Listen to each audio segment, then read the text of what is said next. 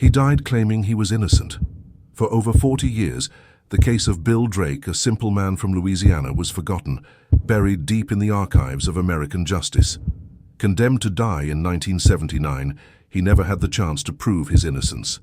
But now, a forgotten tape reveals what really happened that night. And you, what would you do if the whole world believed you were guilty?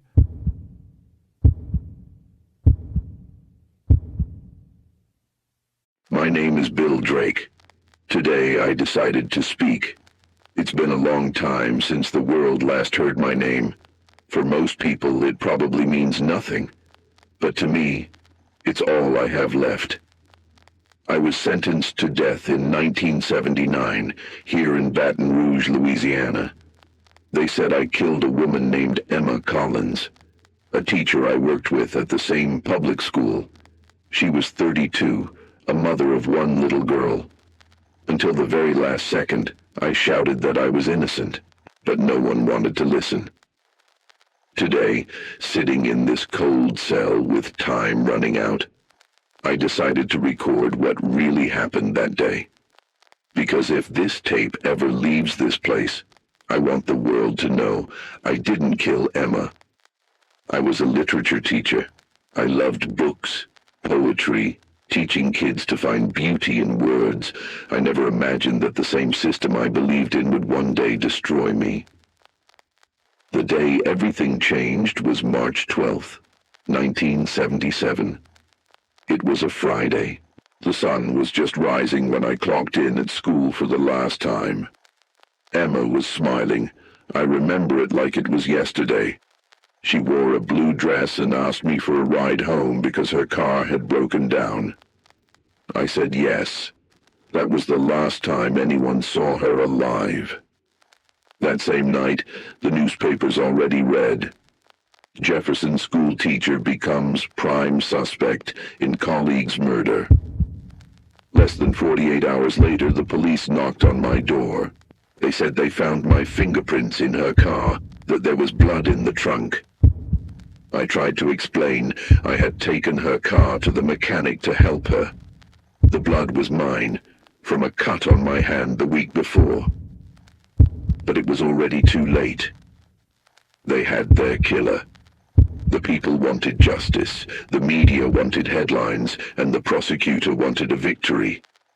The only thing no one wanted was the truth. So today, in this tape, I will tell you what really happened that day, not to clear my name because in this world it's already too late for that, but because there's something worse than dying. It's dying knowing no one ever heard the truth. And maybe now someone will. Because what I'm about to tell you will change everything you thought you knew about that crime. Today is my last day. It feels strange to say that out loud, as if death had a scheduled time and I were just waiting for the clock to strike.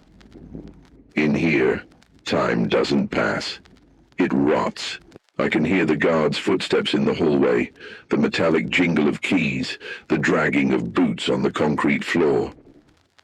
Every sound feels like a warning that the end is near, but my turn hasn't come yet.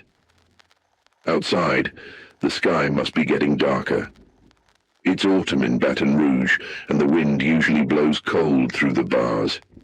It's been so long since I've seen a sunset that I almost forgot how slowly the colors fade. They gave me a special dinner tonight. At least that's what they call it.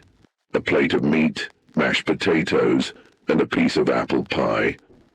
I couldn't eat any of it. It's not hunger I'm missing. It's the appetite for life. When death comes close, the body understands before the mind does. I feel like every breath is a silent goodbye.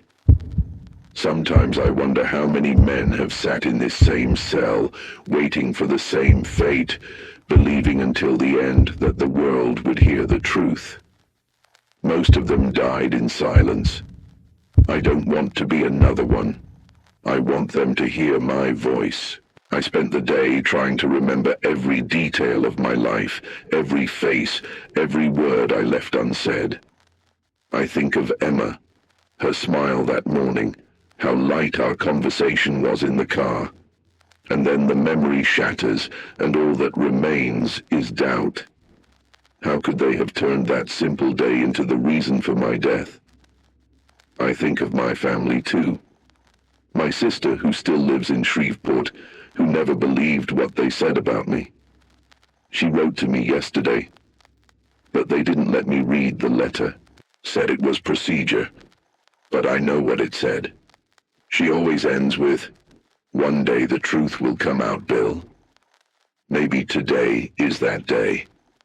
It's strange to think that the world keeps moving out there, while I wait for the moment when the light goes out forever. I don't feel anger, not anymore. Just a sadness that sits heavy in my chest, like it's part of me. They'll come for me in a few hours. They'll tie my wrists, strap the belt around my head, and then everything will go quiet. But before that happens, I want my story recorded. I want whoever listens to this tape to know that behind the name of a condemned man, there was a human being. A man who believed in justice. A man who died innocent.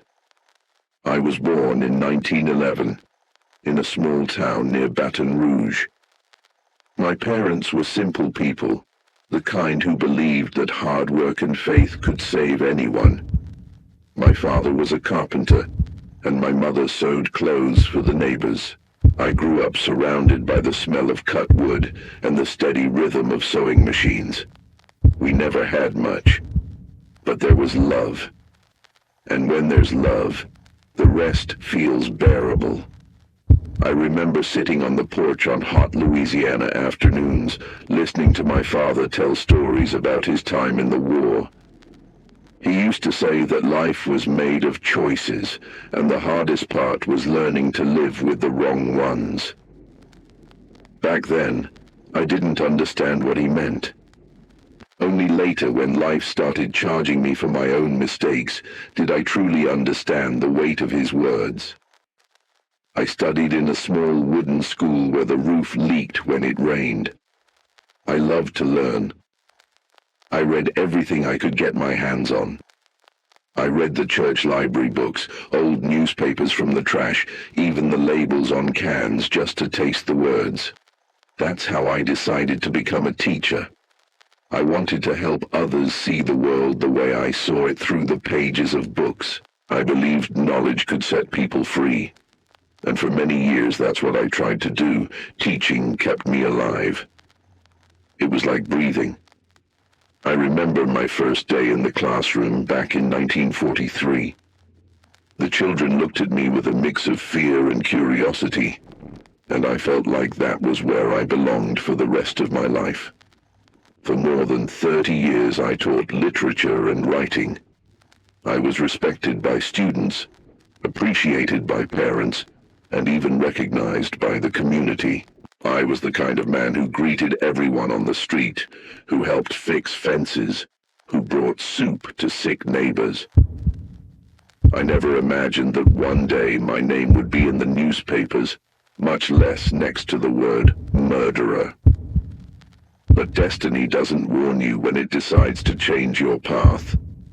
Sometimes life puts you on a road you never chose, and all you can do is keep walking, trying to understand where everything went wrong.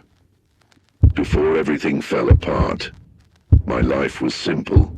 I woke up early every morning, drank my black coffee, read the newspaper on the porch, and then headed to school. It was a quiet routine, the kind that makes you believe nothing bad could ever happen. The kids called me Mr. Drake and brought me apples or messy drawings that I kept with care. I knew each of them by name, knew who was afraid to read out loud and who had that spark of curiosity in their eyes. That's what kept me going. Seeing someone discover the power of words for the first time. I loved noticing the little things. The sound of pencils scratching on paper, the school bell at the end of class, the smell of rain drifting through open windows. It was a small world, but it was mine. That's when I met Emma Collins. She had been transferred from a small-town school to teach science. She was smart, confident, with a gentle way of speaking. She had an easy laugh and eyes that carried both joy and exhaustion. We became friends quickly. We talked about everything: books, music, politics, and sometimes about how life could be cruel to those who dreamed too much. Emma reminded me of myself years earlier. Someone who believed in people even when the world kept proving otherwise. I respected her deeply. She was a good teacher, loved by her students, always willing to help. I remember how we used to stay after class, grading papers together in the teacher's lounge, listening to the radio softly, drinking cheap coffee from paper cups. Those were simple moments, but honest ones. Nothing that happened later would make sense to anyone who knew her. She was good, and so was I. But sometimes fate likes to play with the innocent. I didn't know then that my friendship with Emma would be used against me, that every word, every act of kindness would become evidence. The world has a cruel way of twisting what is pure, and by the time I realized it, it was too late. They had already decided who I was. I remember every minute of that day as if my mind recorded it just to torture me. It was Saturday, March 12th, 1977.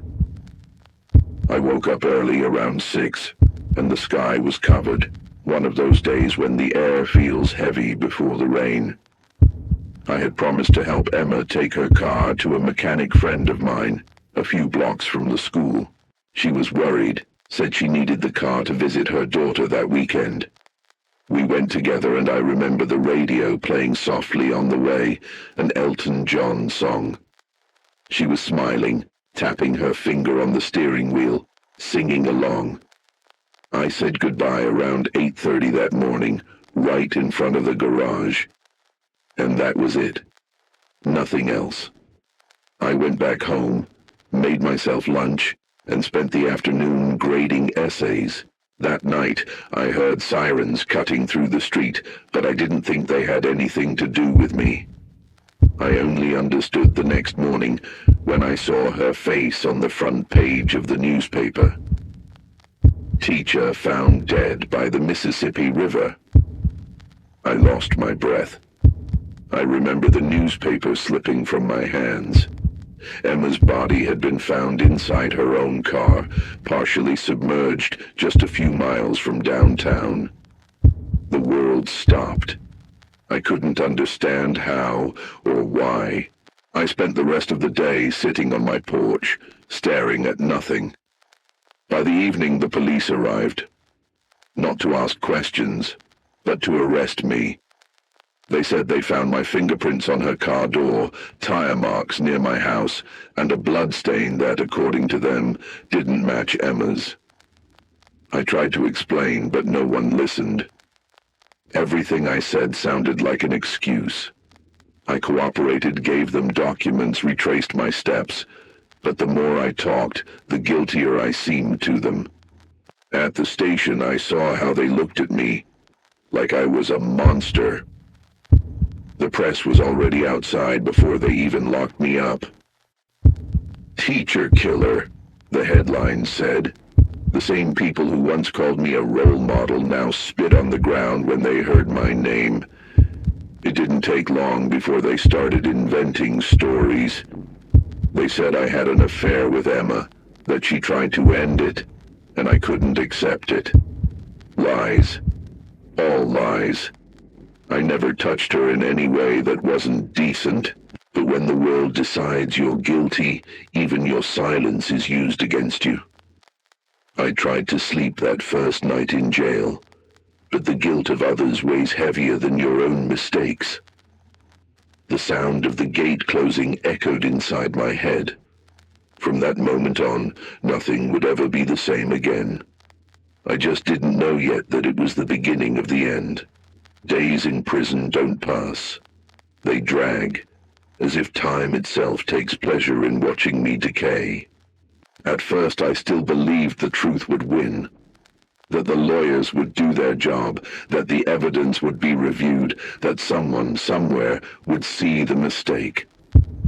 But I quickly learned that when the system decides you're guilty, there's no room for justice, only for a show. I was taken to court in the summer of 1978.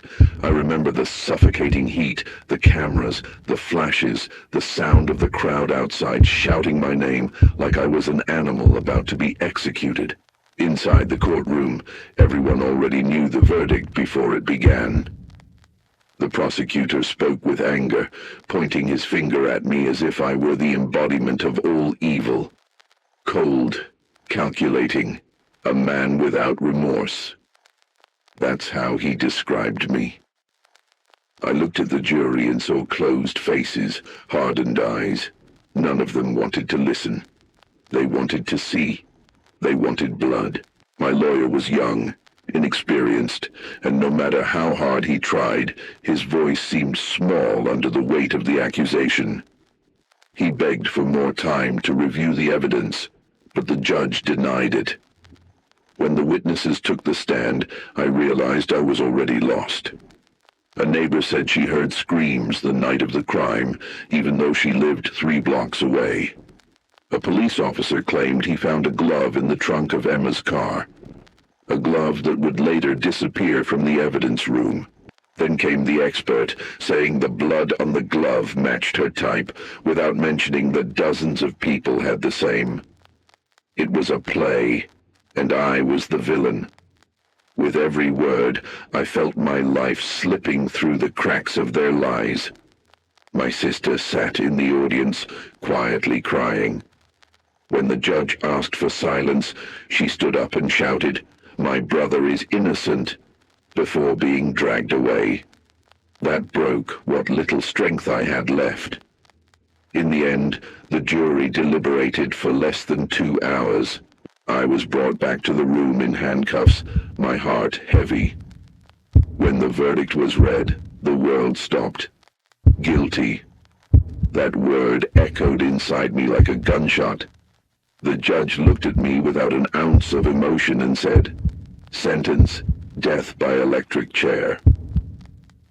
I remember everything going silent. Not even the noise of the crowd outside reached me. Only the emptiness. That cold emptiness that moves in and never leaves. I looked at the prosecutor, and he was smiling. Smiling like a man who just won a prize. And in that moment, I understood. It wasn't justice they wanted. It was revenge. And their revenge had my name. The years on death row are unlike any other kind of prison. There, time doesn't heal. It just watches you rot. Every sunrise is a silent sentence. Every sunset a reminder that there's still one thing left in you the world hasn't taken. Fear. At first, I used to count the days. Later, I started counting them backward, trying to guess how many were left. Some nights, the silence was so deep I could hear my own heartbeat. Others, the screams of the men who went before me echoed through the hallways, mixed with the faint hum of electricity. It's a sound that never leaves your head, the sound of death getting closer. They turned me into a number, just another body in line. But even there, surrounded by cold walls and broken men, I tried to hold on to what little humanity I had left. I read everything I could get my hands on. I asked the guards for old books, wrote poems on crumpled paper, and sometimes taught other inmates how to read. Many of them had never been given a chance in life. I saw killers cry, innocents lose their minds, and wicked men beg for forgiveness. I learned that in the end, everyone wants the same thing, not to die forgotten. Sometimes, I thought about Emma. Not with anger, but with sadness. She was a victim too. The real killer was out there, breathing the same air I'd never feel again. And the world kept turning, believing a lie. I remember one day in particular. when one of the oldest guards brought me a used Bible and whispered, "I know you don't belong here." That broke something inside me. It was the first time in years someone looked at me without hate. After that, I started writing more, as if words were the only way to stay sane. I wrote about time, about innocence, about fear, about what it means to be forgotten while still alive. Sometimes new inmates would ask if I still believed I'd ever get out, and I'd tell them, "I don't know if I'll leave, but I know the truth will." And that's what I held on to. The truth. Because even when it takes years, even when it costs a lifetime, the truth always finds a way out, even through the walls of a cell. The worst part of all this was never the fear of dying. It was watching my family be sentenced along with me. My sister Mary always believed in me. From the very first day, she faced the press, the stares of disgust, the insults on the streets. She worked as a nurse for 30 years, but after my face started showing up in newspapers, people began to avoid her. Patients asked to be transferred. Neighbors crossed the street when she walked by. I received letters from her every 2 months, written in her neat handwriting but filled with pain. She never said she was suffering, but I knew. The silence between her words screamed. In one letter, she wrote, "Bill, I pray every day that the truth finds a way out, even if you never live to see it." I read that line every night before I slept. It was the only thing that still gave me hope. After a few years, the letters started coming less often. I think she just didn't know what to say anymore. Time wears down even the strongest hearts. The world moved on, but for her, time stopped the day they took me away. I was told she tried to visit more than 10 times, but her requests were denied because family presence could cause a disturbance. Disturbance. Such a cruel word. What they really wanted was silence. I remember once, in 1985, she managed to come in, even with restrictions. When I saw her face, older, tired, her eyes full of tears, I understood the depth of the pain I had caused, even without guilt. She held my hand for a few minutes without saying a word. Her silence said more than anything she could have spoken. Before leaving, she pressed her forehead against the bars and said, "You were always the best of us, Bill. They can take everything, but not that." After that day, I never saw her again. Years later, one of the guards told me she had died of cancer. I thanked him and stayed silent for a long time. Sometimes I think her illness began the same day they arrested me, because that's what injustice does. It doesn't just kill the body, it destroys everything around it slowly, like rust. And by the time I realized it, my sister had died carrying the cross that was mine. As the years went by, I learned that injustice carries a weight you can't see, but you feel it with every breath. It settles in your bones, eats away at your mind, and turns even silence into something painful. I've lost count of how many times I've stared at the ceiling of this cell, trying to understand why. That question, why, is the cruelest of all, because it never has an answer. People say time heals everything, but time doesn't heal what should have never happened. It only teaches you how to live with the pain, like a scar that burns every time the weather changes. In the beginning, I tried to convince myself it was all a mistake, that someone, somewhere would realize the truth. I had faith. I believed in God. I believed in human justice. But faith gets tired too. When you see innocent people crushed by lies and the guilty praised for creating them, it's hard to keep believing in anything. I'm no longer the man who walked in here. Prison didn't just age me, it hollowed me out. My laughter is gone, my voice is quieter, my eyes stopped looking for tomorrow. What's left is a strange kind of calm, a peace that doesn't come from acceptance, but from exhaustion. I've learned there are two kinds of prisons, the one made of steel and the one made of forgetting. The first traps you from the outside, the second erases you from within. I've seen many men become what the system told them they were. Some came here innocent, but after years of being treated like monsters, they began to act like it. I fought not to become one of them. Injustice tries to convince you that you deserve what you have, but I never accepted that. Sometimes I wonder if there's a purpose to all this, if maybe my story exists to show the world what happens when truth is ignored. Maybe I was born to be proof, not of guilt, but of how the system can destroy the innocent. A life taken unjustly doesn't end with death. It lives on in the mistake, in the silence, in the omission of those who could have done something and chose not to. That's the true weight of injustice. It doesn't just kill the body, it kills hope. And when hope dies, all that remains is truth, waiting for the day someone finally listens. It's night, my last night. The hallway is silent, a heavy, sacred kind of silence. The air smells like metal and despair.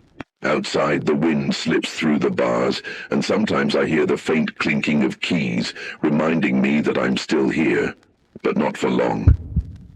They came to tell me a few hours ago. Said that when the sun rises, it'll be my turn. I just nodded. There's nothing left to say. The fear I once felt in the early years is long gone. What's left is something else, a strange mix of peace and longing. I spent the day writing a letter that will never be sent. In it, I wrote everything I felt, everything I saw, everything I lost. Not to ask for forgiveness, because I have nothing to apologize for, but to make sure it's written somewhere that I still believe the truth doesn't die. It just hides. I thought of Mary, how she used to hum while washing dishes, how she waited for me on the porch with a smile when I came back from school. I thought of Emma, too. I wonder if she would forgive me for not proving my innocence in time. And then I wonder if, wherever she is, she knows I'm coming to meet her without hate. Hate destroys what little is left of the soul, and I've already lost enough. Tonight, they gave me a Bible and told me I could pray. I don't know how to pray anymore. It's been so long that words of faith sound distant, but I close my eyes anyway and talk to God in my own way. I tell him I don't want mercy. I just want the truth to find its way to the light someday. And when that happens, I hope people look at my story and understand the price of ignoring an innocent man's voice. The light in my cell flickers sometimes, as if time itself is saying goodbye. I hear footsteps getting closer, muffled voices. They're setting everything up for tomorrow. It's strange to think they'll be preparing the electric chair while I'm still breathing. I don't cry. The tears dried a long time ago. I just sit, staring at the ceiling, waiting for morning. And when I think there's nothing left to feel, I feel something simple. Gratitude. Gratitude for having loved, for having taught, for having existed. Even if the world has forgotten me, I was still someone. And tomorrow, when it's all over, I want these words to remain. Because the only thing stronger than death is the truth. Now that the end is near, there's no reason to keep what I know any longer. The truth is simple. And like all simple truths, it was ignored that morning. After I dropped Emma off at the garage, I went home, just like I always said. What I didn't know was that the man who took her car afterward was the mechanic's assistant, Richard Moore, a distant cousin of Emma's ex-husband. He had a record for assault and had been fired from several jobs before. That day, according to the shop owner, he took the car out alone for a test drive and never came back. 2 hours later, Emma was found dead. They never looked for him properly. They never connected the dots. When his fingerprints showed up in the system years later, it was too late. I was already on death row. I found out by accident. One of the guards, years later, showed me a newspaper clipping. Man confesses to old murder before dying in bar fight. It was him, Richard Moore. He described the crime in detail, mentioned the blue dress, the riverbank, and said he ran because they already had their killer. I read that piece 50 times. It was the proof I always knew existed, but no one cared. The case was closed, and justice doesn't like to admit it's wrong. I tried to send letters, tried to tell someone, but everything was ignored. The truth was right there, buried in an old newspaper while I sat here waiting for death. Funny how I spent my whole life believing that truth sets you free. But sometimes it comes too late to save you. I hold no hate, but I carry a weight no one should ever know, the weight of dying for something you didn't do. And if these words are ever heard, I want the world to know what really happened. Her name was Emma Collins. His name was Richard Moore, and my name is Bill Drake. I was sentenced for a crime I didn't commit. I died believing in justice, and betrayed by it. But I still believe that someday someone will listen and understand. Because truth can be forgotten, but it never dies. And these were my last words. Years after Bill Drake's execution, the case was finally reopened. A reporter from Baton Rouge discovered, buried among forgotten archives of a local newspaper, the clipping of Richard Moore's confession, the man who truly killed Emma Collins. The document was handed to the authorities, and a new investigation confirmed everything Bill had said in his recording. Moore's fingerprint, the blood type, the time of the crime. Every piece of evidence matched. But by then, it was too late. Bill Drake had been executed more than 10 years earlier. The state of Louisiana officially acknowledged the mistake, and his name was cleared from the criminal records. But justice came when the man who believed in it the most was no longer alive to see it happen. Bill's case began to be studied in universities, used as an example of judicial failure and the danger of condemning without listening. And his tape, the one he recorded with trembling hands in the cold silence of his cell, was released by the sister of a prison guard who had kept it hidden for decades. Today, thousands of people around the world have heard Bill's voice. And in every word, in every breath, there is a plea that no one else should ever die innocent. His story is not just about death. It's about truth, forgiveness, and the quiet fight of a man who believed until the very end. These were the last words of Bill Drake.